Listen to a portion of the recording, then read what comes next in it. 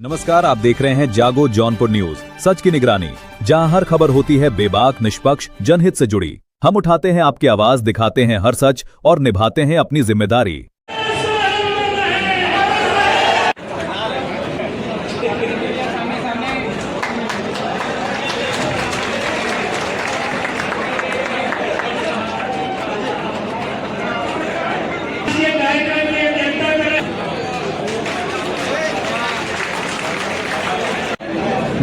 बाबा साहब के चरणों में श्रद्धासुमन अर्पित करते हुए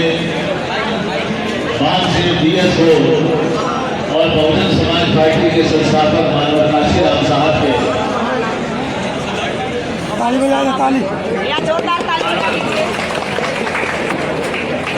श्रद्धासुमन अर्पित करते हुए माननीय द्वारा घोषित बहुजन समाज पार्टी के राष्ट्रीय संयोजक सम्मानित माननीय आकाश आनंद जी के उज्जवल भविष्य की कामना करते हुए आज इस जनपद जौनपुर में मंडल के इंचार्ज भाई रामचंद्र गौतम जी, हमारे बीच में उपस्थित वाराणसी मंडल के साथ साथ मिर्जापुर मंडल के इंचार्ज भाई श्री विनोद कुमार बागड़ी जी, वाराणसी मंडल के मुख्य इंचार्ज भाई विनोद कुमार जी, डॉक्टर विनोद कुमार जी, मुख्य मंडल के प्रभारी भाई सोमनाथ चौधरी जी, मुख्य मंडल के प्रभारी श्री अजय कुमार भारती जी, मुख्य मंडल के प्रभारी वालों का लिखा जाता है। इतिहास हमेशा संघर्ष करने वालों का लिखा जाता है, इतिहास संघर्ष न करने वालों का कभी इतिहास नहीं लिखा जाता। वैसे साथियों, मान्य है जी जो हमारे आप के नेता है, बहुजन समाज पार्टी के राष्ट्रीय अध्यक्ष, उन्होंने एक किताब लिखी बहुजन समाज और उसकी राजनीति, और जब आप पहला पन्ना पढ़ेंगे तो उस पन्ने में लिखा है कि अगर किसी समाज को मिटाना है तो उसके इतिहास को मिटा दो, अगर किसी समाज को जगाना है तो उसके इतिहास को बता दो। जो बहुजन समाज पार्टी का गठन हुआ वो इस देश में जन्मे सामाजिक परिवर्तन के मसीहाओं उनके नक्शे कदम पर चला। परम पूज्य बाबा साहब के नक्शे कदम पर बहुजन समाज पार्टी बनी, और संघर्ष की बात मैं इसलिए कर रहा हूं मेरे साथियों कि आप सोचो, जब 14 अप्रैल सन 1891 में भारत देश की धरती पर परम पूज्य बाबा साहब का जन्म हुआ था, तो हमारे समाज के लोगों को सम्मान से जीने का अधिकार नहीं था। परम पूज्य बाबा साहब जब पैदा हुए, थोड़ा बड़े हुए, वो महापुरुष थे, उन्होंने इस बात को रखने का काम किया कि हम पढ़ाई लिखाई करने का काम करेंगे। और जब पढ़ाई लिखाई करने के लिए परम पूज्य बाबा साहब ने विद्यालय में दाखिले की बात की, तो परम पूज्य बाबा साहब दाखिले के लिए जाते थे, लेकिन परम पूज्य बाबा साहब को दाखिला नहीं मिलता था, बल्कि स्कूल से वापस कर दिया जाता। और जब परम पूज्य बाबा साहब ने बहुत ज्यादा जिद किया तो लोगों ने उनकी जिद माना,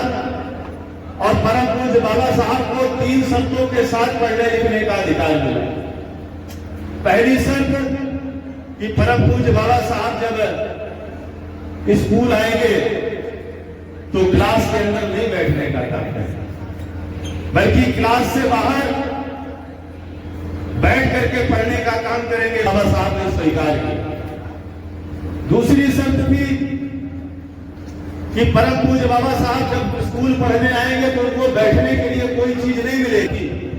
कि परम पूज्य बाबा साहब स्कूल में, विद्यालय में एक ऐसी चीज थी जिसको देख सकते थे लेकिन छू नहीं सकते, वो था पानी का घड़ा। और जब परम पूज्य बाबा साहब को प्यास लगती, वो किसी से निवेदन करते तो ऊपर से कोई पानी डाल देता तो परम पूज्य बाबा साहब की प्यास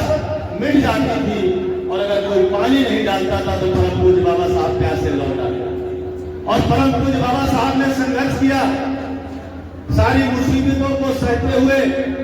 जब बड़े हुए तो कुर्मी समाज के राजा छत्रपति साहू जी महाराज जी के सहयोग से विदेश पढ़ने गए, और विदेश में इतनी सारी डिग्रियां हासिल की कि अगर आप उनकी डिग्री लिखने बैठ जाए, बताने बैठ जाए, तो कम से कम 2 से 3 घंटा लगने का काम करेगा। और जब बाबा साहब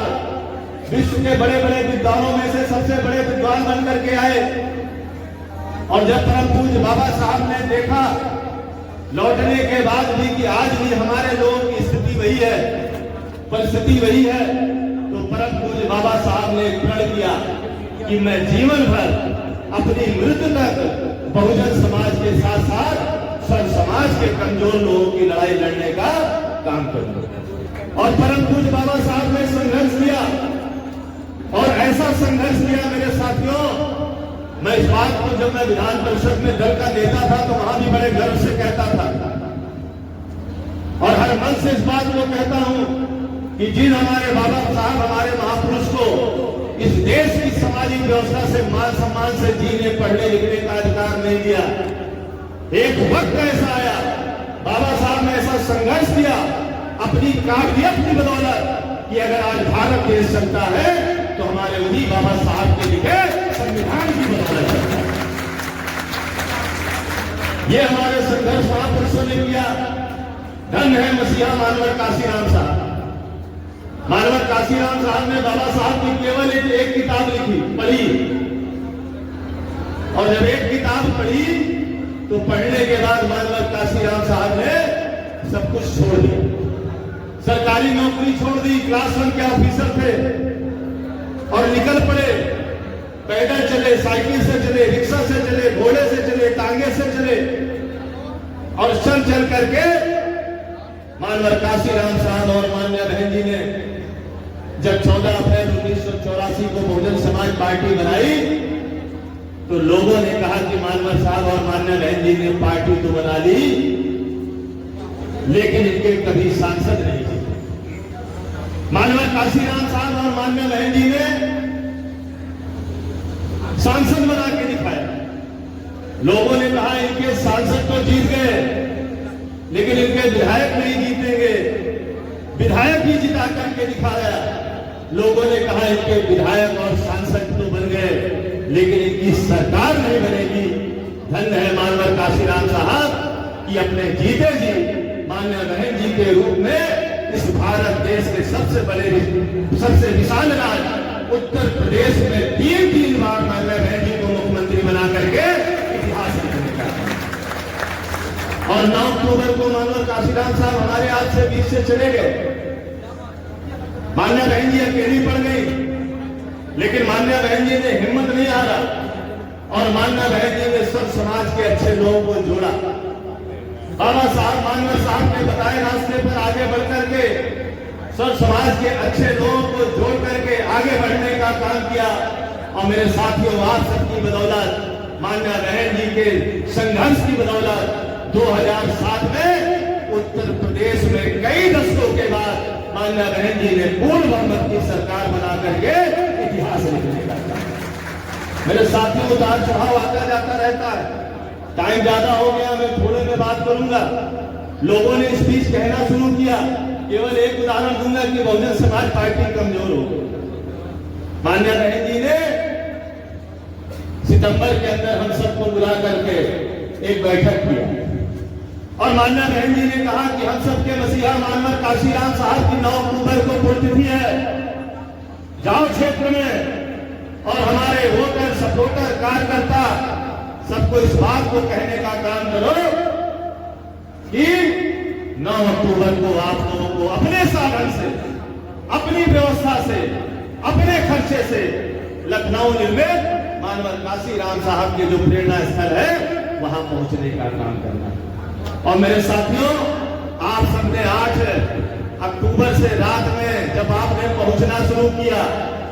और 9 अक्टूबर को जब लखनऊ में पैर रखने की जगह नहीं मिली, तो इस देश का मीडिया,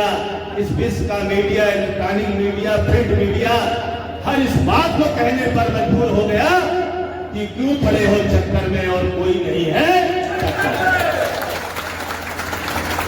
और मान्या बहन जी ने एक बात वहां कहने का काम किया। जब आप लोग मान्या बहन जी के संबोधन को सुन रहे थे तो मान्या बहन जी ने एक बात कहने का काम किया कि ये मेरे कार्यकर्ता, ये मेरे वोटर, ये मेरे सपोर्टर, हे बहुजन समाज और सब समाज के लोग जो आज यहाँ भारी संख्या में आए हैं, आप जाओ, आज जो मैंने बात बताने का काम किया है, इन सारी बातों को ले करके क्षेत्र में गांव-गांव बूथ में जाकर के पहुंचने का काम करो। और अगर आपने इस काम को करने का काम किया तो 2027 में इस प्रदेश में मैं सरकार बना करके दिखाने का काम करूंगा। मेरे साथियों, आज इसी संदर्भ में मान्या बहन जी का बहुत ही साथियों, आप लोग हाथ उठाने का काम करो। क्या आपने बूथ की कमेटी बना ली कि नहीं बना ली? सेक्टर की कमेटी बना ली कि नहीं बना ली? डीएलए बना लिए कि नहीं बना लिए? अब आप जैसे शेर भाइयों के बीच में मान्या बहन जी ने एक शेर, और जिसका नाम है 365 सागर विधानसभा से मान्या बहन जी ने प्रभारी और प्रत्याशी के रूप में भाई जुल्फकार उर्फ गामा जी को भेजने का काम किया है।